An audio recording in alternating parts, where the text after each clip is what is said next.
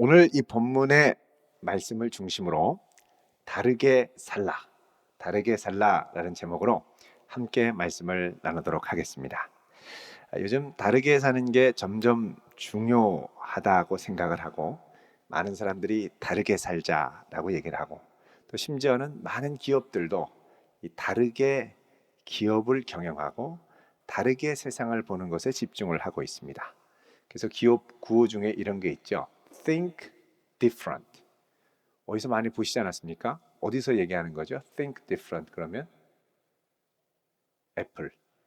애플의 로고 구호가 Think different죠. 다르게 생각해라. 왜 다르게 생각하는 게 중요할까요? 그것은 비슷하게 볼 때는 서로 경쟁할 것, 또 비교할 것밖에 보이지 않기 때문입니다. 서로 비슷하게 느껴지면 자꾸 견줘보고 자꾸 비교하게 되죠. 이렇게 비슷하게 볼 때 우리에게 다가오는 이 중요한 가치는 뭐냐? 비교 우위입니다. 근데 비교 우위는 경쟁이 심화될수록 사실 피폐해지고 힘들어지게 되죠. 근데 반면에 다르게 보기 시작하면 그 다음엔 전혀 다른 경쟁 말고 비슷하게 경쟁하는 거 말고 전혀 다른 것들이 보여집니다. 다른 것들이 열리죠. 시장도 비슷한 시장을 서로 비교 우위에 앞서려고 하다 보면 이제 레드 오션으로 가죠. 그런데 다르게 보면 전혀 남들이 보지 못했던 이 블루 오션이 열리게 됩니다. 인생도 블루 오션이 열려야 행복하고 재미있고 신나지. 레드 오션으로 자꾸 가려고 하면 할수록 지치고 자신 없어지고 힘들어지죠. 그래서 경쟁과 비교 우위로 지친 삶이 아니라 보람 있고 가치 있고 신나게 사는 삶, 이게 think different입니다. 자, 그러면 우리가 좀 다르게 산다, 이게 좋다라는 건 이해가 가지만 그럼 다르게 살려면 또 다르게 생각하려면 어떻게 해야 되느냐라는 것이죠. 자, 다르게 살려면 어떻게 해야 되느냐? 크게 두 가지입니다. 두 가지. 자, 첫 번째는 뭐냐? 이 장기적인 관점을 갖는 겁니다. 지금 당장의 이익, 지금 당장의 편안함, 지금 당장의 유익의 관점으로 가는 게 아니라 길게 보는 거죠. 길게 멀리 볼수록 도리어 지금 현재의 내 자리를 정확하게 자리 잡을 수 있습니다. 좀 우리가 자동차를 탈 때 요즘엔 내비게이션을 거의 필수적으로 사용합니다. 내비게이션이 우리가 가는 걸음걸음의 이 오차를 3m 이내로 다 잡아주죠. 아주 정확합니다. 여러분, 이 내비게이션이 정확한 이유는 저 하늘 위에 떠 있는 인공위성으로부터 신호를 받기 때문에 우리의 위치가 정확하게 나타나게 됩니다. 그럼 여러분, 우리 위에 있는 저 GPS가 지구로부터 몇 킬로 위 상공에 떠 있을까요? 제가 봤더니 GPS 위성은 지구 표면으로부터 2만 킬로 위에서 떠돌아다니는 걸로 이야기를 합니다. 그 위에서 신호를 받는 거예요. 여러분, 우리의 관점도 가까이서 보면 자꾸 오차가 나는데 긴 관점에서 보면 지금 현재 나의 위치를 비교적 정확하게 보고 정확하게 다음 걸음을 나갈 수가 있습니다. 우리의 시선도 당장 눈앞의 이익이 아니라 10년 뒤의 이익, 20년 뒤의 이익, 더 나아가 내 인생 전체의 유익, 그리고 더 나아가서 나뿐만이 아니라 내 다음 세대와 그 다음 세대를 위한 유익까지를 생각하고 바라볼 수 있는 시선이 있을 때 지금 내 걸음이 보다 정확한 걸음이 될 수 있습니다.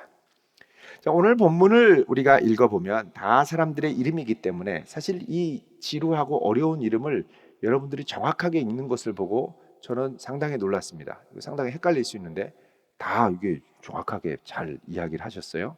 성경을 많이 읽어서 그런 줄로 믿어도 되겠죠? 예, 성경을 많이 잘 보시는 것 같아요. 자, 이 다소 이 길고 지루하게 느껴질 수 있는 이 노아의 후손에 대한 기록인데 겉으로 볼 때는 의미 없는 이름의 반복일 수도 있지만 이걸 자세히 보면 이 우리가 어떤 삶을 선택해야 되는지를 아주 진지하게 도전을 합니다. 오늘 말씀 10장 1절에 보면 이 전체의 족보가 뭐냐? 셈과 함과 야벳의 족보라고 말씀을 하죠. 홍수 후에 나온 이 최초의 인류가 퍼져나간 족보. 셈과 함과 야벳. 셈은 아버지께 제일 인정을 받았고 함은 아버지의 술 먹고 벌거벗은 걸 보고 형제한테 가서 알리고서는 막 이 아버지를 모욕을 줬던 둘째가 함이고, 야벳은 셈과 협력해서 아버지의 수치를 덮어줬던 두 형제입니다. 자, 요렇게 이 에피소드가 소개된 다음에 이 형제들의 후손들이 어떤 모양으로 이 세상에 퍼져나가느냐 하는 거죠. 여러분, 지금 우리가 볼 때는 다 선남선녀지만 10년 후에 20년 후에 여러분이 지금 하는 행동을 보면 나중에 어떤 선택을 할 가능성이 크겠구나. 10년, 20년 보면 각자의 선택으로 벌어진 삶의 여러 가지 모습들이 상당히 다르게 나타나고, 그 이후에 여러분이 결혼을 하고 난 아이들의 삶의 모습이 또 다르게 나타나고, 그 후손이 또 다르게 나타난다는 겁니다. 사실 오늘을 살아가는 우리에게는 이렇게 긴 장기적인 관점을 보기가 쉽지 않지만, 그래도 성경을 통해서 우리가 긴 관점을 보기 위해 노력을 하고, 이런 관점으로 오늘의 내 하루의 삶을 걸어갈 수 있는, 보다 정확한 하나님이 기뻐하시는 걸음을 나아갈 수 있는 그런 우리 믿음의 성도 될 수 있기를 바랍니다. 자, 오늘 이 자녀들은 크게 세 부류입니다. 야벳, 함, 셈 순서대로 하면, 근데 형제들의 이 우선순위로 하면 셈, 야벳, 함이죠. 여기 제일 먼저는 2절에 야벳의 후손이 등장합니다. 야벳의 후손은 2절에서 5절까지 짧고요. 그 다음에 함의 아들이 제일 깁니다. 함의 아들 6절부터 20절까지 제일 길고요. 그 다음에 셈의 자손들이 21절부터 그 다음에 31절까지 나옵니다. 구체적으로 보면 야벳의 후손들의 이름을 쭉 세보면 2절부터 5절까지 14명, 함의 자손 6절부터 20절까지 함의 자손이 30명, 그리고 그 다음에 나오는 21절부터 셈의 자손들이 26명이 나옵니다. 모두 합치면 전부 몇 명이냐? 70명이죠. 여러분, 성경에서 70은 상당히 중요한 의미를 갖고 있습니다. 뭐냐? 온 열방을 상징적으로 나타내는 수가 70입니다. 다른 말로 하면 이 셈과 함과 야벳으로부터 전 세계로 모든 민족이 퍼져나갔다는 것을 상징하는 것입니다. 그래서 오늘 말씀 이제 그 31절에도 보면 이들은 셈의 자손이니 그 족속과 언어와 지방과 나라대로 흩어졌다. 또 20절에도 함의 자손도 각기 족속, 언어, 지방, 나라대로 흩어졌다. 5절에도 이들로부터 셈의 후손으로부터 언어, 종족, 나라, 바닷가의 땅에 머무르며 흩어졌다. 전 세계로 흩어진 것을 보여줍니다. 여러분, 원래 이렇게 흩어지는 걸 보면 이거는 이제 뭘 예고하냐 하면, 사실 11장에 가면 성경에 바벨탑 사건이 나옵니다. 바벨탑 사건 1절부터 9절 보면 9절 끝에 여호와께서 거기서 그들을 온 지면에 흩으셨더라 그러죠. 원래는 이 바벨탑 사건이 일어나고 나서 흩어진 후손들이 어떤 식으로 갔는지 10장에 보여주는 게 이제 순서적으로는 자연스럽습니다. 그래서 많은 이제 성경학자들이 10장 이전에 바벨탑 사건이 있었을 것이다 이렇게 이야기를 하죠. 그런 면에서 오늘 10장은 온 세계에 퍼져나간 노아의 후손들, 원래는 함께 모여 있다가 바벨탑 사건 이후로 흩어져가는 이들의 모습을 보여줍니다. 그런데 이들의 번성하는 모습은 하나님의 뜻대로 선하게 번성하는 모습보다 이 10장의 중간이, 가운데 토막이 중요하잖아요. 이 보면은 다 죄의 영향력으로 퍼져가 있는 이 모습들을 많이 보여줍니다. 그래서 많이 퍼져나가는 것도 좋은데, 특별히 6절부터 20절 제일 중간 부분에 보면 제일 거친 족속들, 함의 자손들 있죠. 여기 함의 자손들, 여기 보면은 구스, 미스라임, 붓, 가나안, 이렇게 구스는 애굽 쪽입니다. 애굽 제국. 또 가나안, 이스라엘을 평생 괴롭혔던 가나안 족속들이 쭉 나오죠. 또 신할 땅, 10절에 신할 땅의 바벨, 에렉, 여기는 이제 그 페르시아 쪽에 바벨탑이 세워졌던 그곳입니다. 그러니까 제일 중요한 땅들의 이 저주를 받은 함의 자손들이 살면서, 여기 보면은 소돔과 고모라도 나오죠. 15절에 가나안 나오고, 시돈, 헷족속 나오고, 19절에 소돔, 고모라, 아드마, 스보임, 이렇게 해서 아주 이 죄악이 관영해서 나중에 소돔과 고모라는 유황불로 망하지 않았습니까? 이런 모습들을 보여주더라는 겁니다. 자, 시선이 중요한 건 뭐냐면 하나님의 뜻대로 그 중심을 지키고 끝까지 간 믿음의 가족들이 있고, 자기 마음대로 살다가 한동안 번성하고 강성해지는 것 같은데 결국은 그 끝에 하나님의 심판으로 망하는 가문들이 있더라는 것입니다. 여러분 우리가 세대와 세대까지는 아니다 하더라도 젊은 청년의 때에 하나님을 향한 우리의 관점이 넓어질 수 있기를 축원드립니다. 우리 젊을 때의 가장 큰 자세는 뭐냐? 하나님을 두려워하고 경외하는 겁니다. 하나님 한 분으로 내 인생에 강성함이 설 수 있다는 걸 확인하는 게 인생의 가장 큰 자산이 됩니다. 내가 지금은 다급해 보여도 또 할 일이 많이 있는 것 같더라도 하나님을 의지하고 신뢰하며 나아가는 것만큼 내 인생에 중요한 것은 없습니다. 청년의 때 제일 중요한 것은 여호와를 경외하는 겁니다. 여러분 지금 여러분에게 제일 중요한 것은 아무리 힘들고 어려워도 하나님이 살아 역사하셔서 내 기도를 들으시고 내 신음에 응답하시고 내 걸음을 인도하시는 체험을 하는 것입니다. 물론 내가 열심히 노력해서 뭔가를 준비를 하고 하는 것도 중요하지만 훨씬 더 중요한 건 뭐냐? 그 하나님이 성경에 나온 하나님이 나의 하나님이 되어 주시는 것. 이걸 경험하는 게 가장 중요합니다. 여러분 젊을 때의 고민이 얼마나 많습니까? 젊을 때의 3대 고민, JMS잖아요. job, me, 그리고 결혼, 성, 섹스에 관한 부분인데 이 부분들은 대부분 너무 고민들을 많이 하고 고민만 하다가 해결 못 보는 때가 많습니다. 이거는 누구의 힘으로 해결을 받아야 되냐면 하나님이 내 기도에 응답하시는 역사로 여러분의 해결을 보셔야 됩니다. 그럼 어떤 자신감이 생기냐?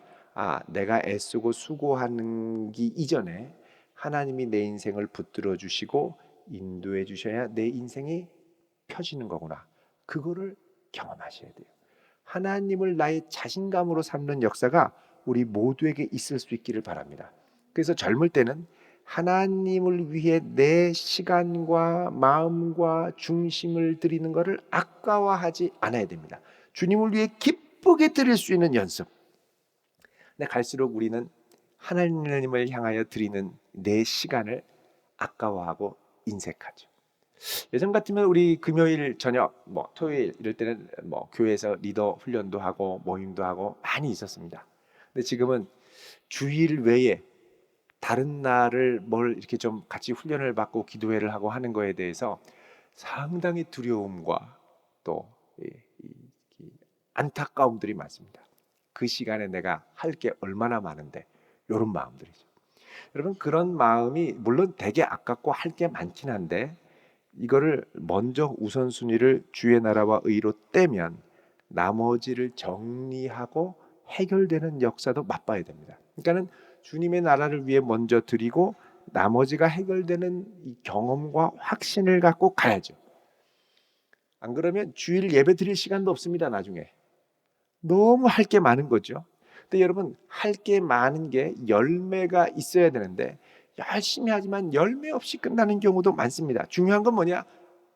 내가 밤새도록 성을 지켜도 여호와께서 지켜주지 않으면 파수꾼의 경성함이 헛되다는 걸 깨닫는 거예요.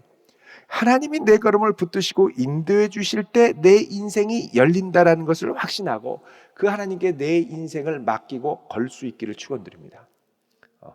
정말 자신감이 없고 내가 나름대로 한다고 했는데 암담하면 교회 나와서 열흘이고 20일이고 30일이고 한 달이고 두 달이고 하나님이 응답하실 때까지 기도해 보시길 바랍니다. 하나님이 역사하시는 손길을 경험하죠. 그거를 경험하면 자신감이 생겨요. 아, 이게 인생은 기도로 돌파하는 거구나. 인맥으로 돌파하는 게 아니라 기도로 돌파하는구나. 이거를 깨닫게 됩니다. 사람을 의지해서 될 것 같은데 안 되는 경우가 얼마나 많습니까? 다 속습니다. 근데 하나님을 의지하면 안 될 것 같은데 희한하게 다 열어주세요. 그래서 청년의 때에 하나님을 향한 자신감이 우리 안에 충만하게 있을 수 있기를 바랍니다. 그 하나님을 향한 자신감이 있을 때 어떻게 할 수 있냐? 내가 주님께 내 걸음을 맡길 수 있죠. 저는 청년들이 젊을 때 할 일도 많지만 모두 새벽 기도 나오면 참 좋겠습니다. 새벽 기도. 새벽에 하나님을 찾는 연습을 하면 참 좋겠습니다. 새벽을 일어나려면 밤에 일찍 자야 되는데 이게 보통 저항이 아닙니다. 밤을 새고 나오든지 그죠?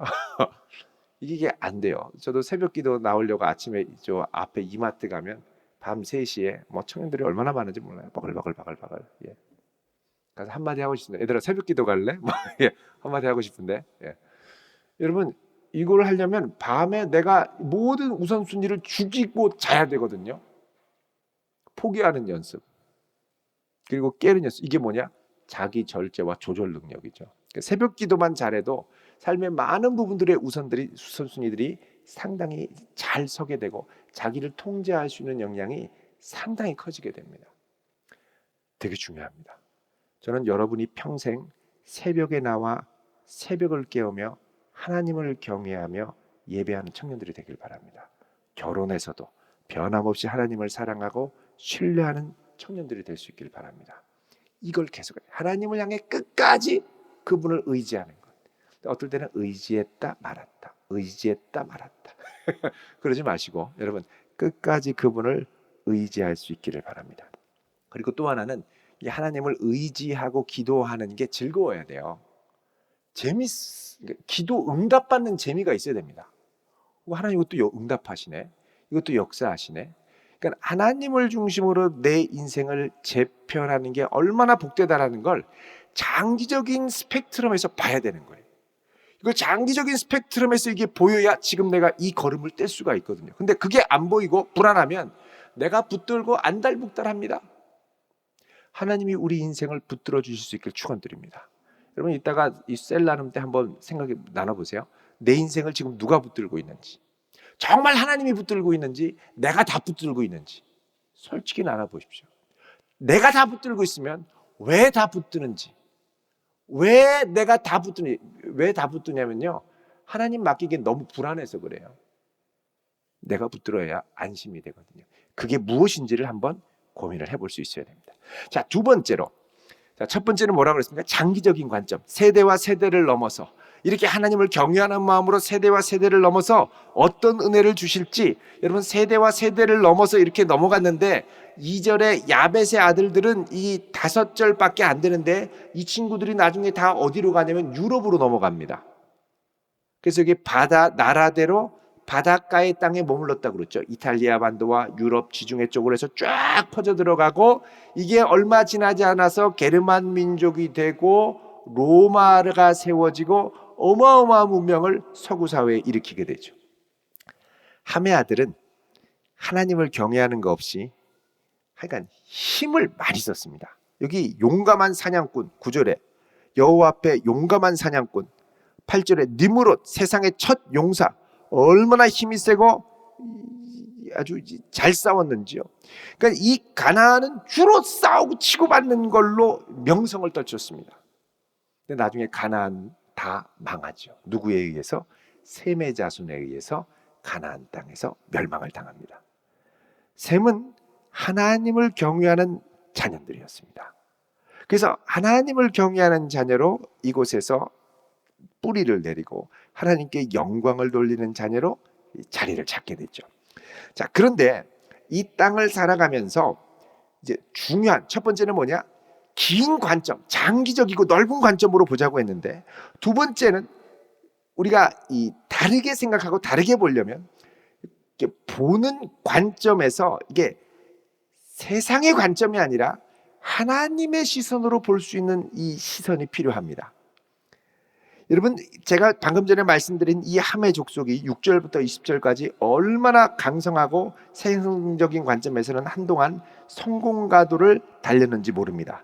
그런데 이들이 그렇게 성공가도를 달리면서 나중에 10절에 보면은 이 신할 땅에 모여서 바벨탑을 쌓지 않았습니까?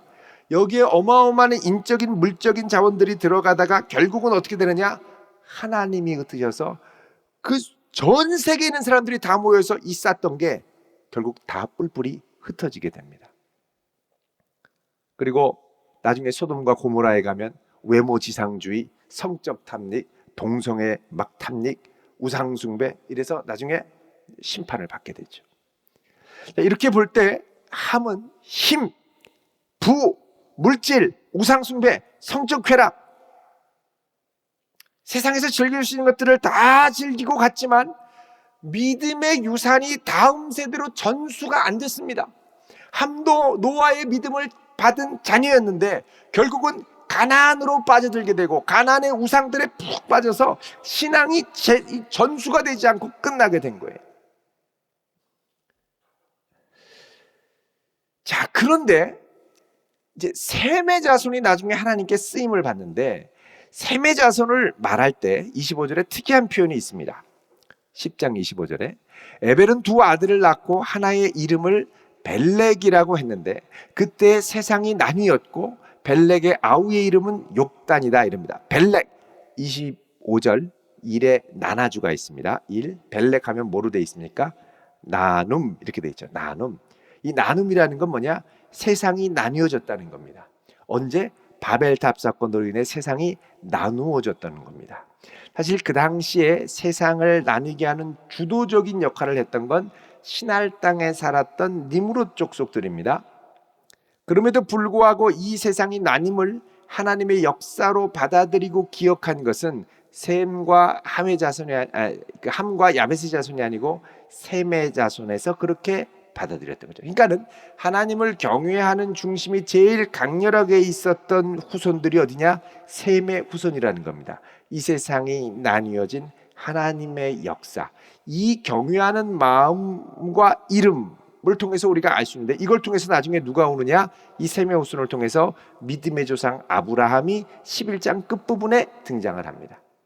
자, 이렇게 보면 노아의 후손들의 역사가 당장의 번영과 번성함이 나중에 실패로 끝날 수도 있고, 또 당장의 연약함과 부족함이 훗날의 번영의 토대가 될 수 있음을 알 수가 있습니다.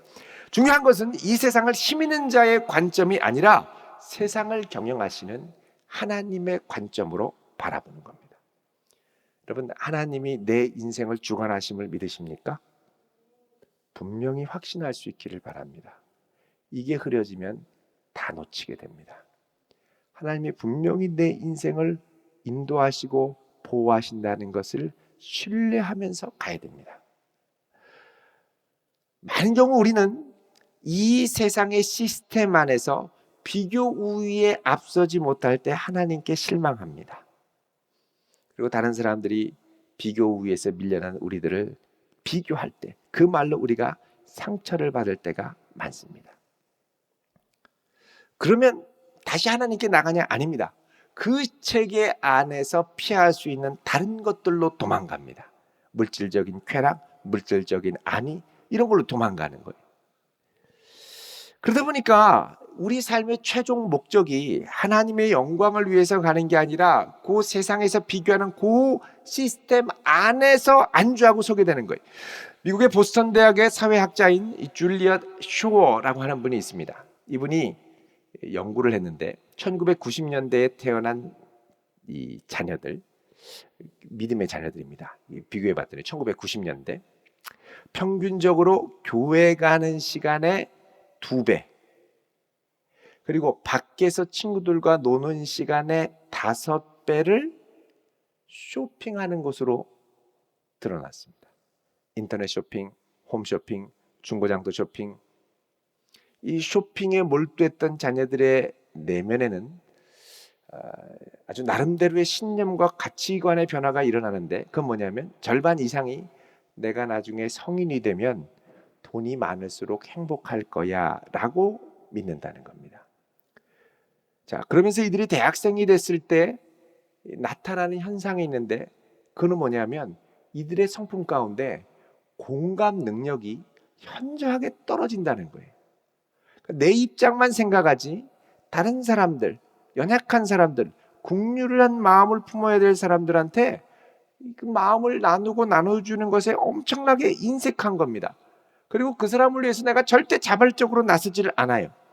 내가 해야만 하는 것을 하면 나는 그것으로 끝! 왜 나를 더 끌어들이는 거야? 이렇게 되는 거죠. 이게 20, 30년 전의 대학생들에 비해서 공감 능력이 계량화해서 수치화해서 보면 40%나 떨어지는 걸로 나타납니다. 그러니까 이게 그 공감 능력이 풍부했던 세대들이 자녀들에게 좋은 대학을 가라, 안정적인 직장에 가서 성공해라, 돈 많이 벌라, 막 이렇게서는 막 부추기고 격려하면 할수록 역설적으로 이들이 나중에 커가지고 직장에 가면 다른 사람과의 관계가 원만하지 못해서 고통받고 이기적인 사람으로 바뀌어서 주변과 소외가 되고, 그럴수록 성인이 되면 어떻게 되느냐? 공격적이 되거나 냉담하게 되거나 세상을 등진 외톨이가 되어간다는 겁니다. 그러면서 사람들과 관계 맺는 걸 되게 힘들어하고, 그 다음에 뭘로 바꾸냐? 물질로 대체하려고 한다는 거죠. 근데 교회에서 예를 들면 소그룹 모임하는데 아울렛 사람들 만나는 거 귀찮아. 어떻게 합니까? 집에 가서 홈쇼핑, 뭐 인터넷 쇼핑, 집에 가서 뭐 게임하고 물질적인 걸로 대체하는 거예요. 사람들 만나는 재미보다 PC 두드려보면서 막 게임하는 게 더 낫다라고 생각을 하는 거예요. 사람 만나는 재미보다 유튜브를 보면서 사람들끼리 놀고 재밌게 하는 키득키득 하는 게 더 재밌는 거예요. 내가 거기에 같이 공감하고 이게 하는 게 안 되는 거예요. 공감이 잘 안 돼요.